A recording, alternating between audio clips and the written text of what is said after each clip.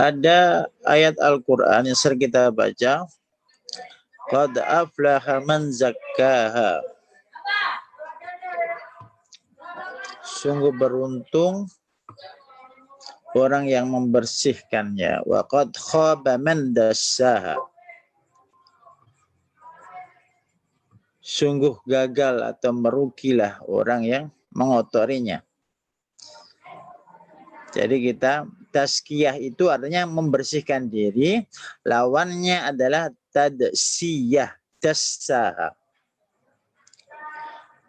Ya, slide berikutnya silakan.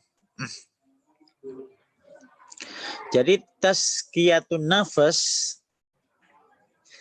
itu dari dua kata, yaitu tazkiyah artinya tathhir, yaitu membersihkan atau pembersihan. Nafas bisa berarti ruh, karena nafas itu ruh yang sudah masuk ke dalam badan kita, namanya nafas. Jadi tazkiyatun nafas berarti membersihkan jiwa. Kalau membersihkan fisik aja wajib, yaitu ketika kita mau sholat harus bersih dari hadas dan khobas. Hadas kecil dan hadas besar, khobas yaitu kotoran itu wajib dibersihkan. Itu ketika mau melaksanakan formalitas sholat atau tilawah atau tawaf, itu diwajibkan.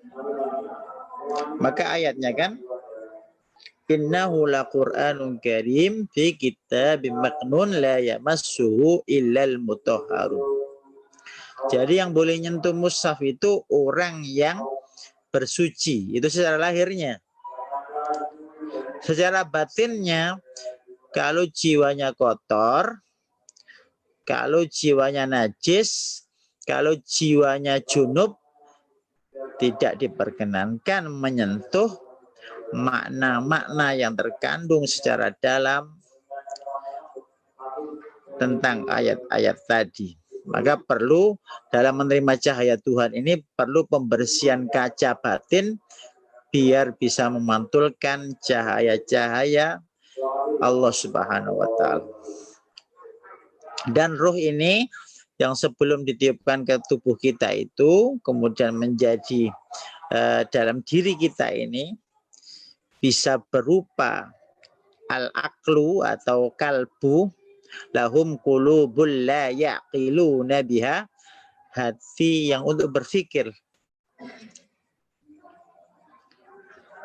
Kemudian syu'ur, yaitu ada tugas untuk merasakan. Jadi intinya manusia itu kan dia punya akal sehingga bisa untuk berpikir, dan dia punya rasa sehingga dia bisa berempati atau simpati.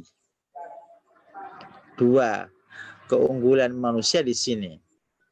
Maka kita nggak pernah menjumpai hewan ikut bela sungkawa atas kematian hewan yang lain, karena dia adalah hewan. Kalau kita kelebihannya adalah ada akal dan ada rasa.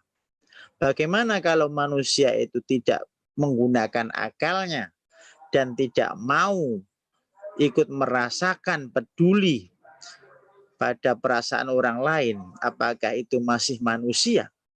Ya, secara fisiknya manusia, tetapi esensinya sudah hilang. Tidak mau berakal dan tidak mau berempati dan bersimpati.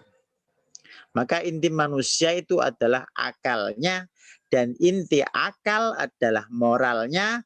Moral ini bisa muncul dari tazkiyatun nafs. Jadi saya ibaratkan kalau badan ini rusak, nggak lama, 70 tahun sudah mati, 80 tahun. Tetapi ilmu yang dari akal itu atau moral itu abadi, itu ruh abadi. Maka kalau badan ini ibarat komputernya itu hardware-nya, Kalau ruh itu softwarenya. Next.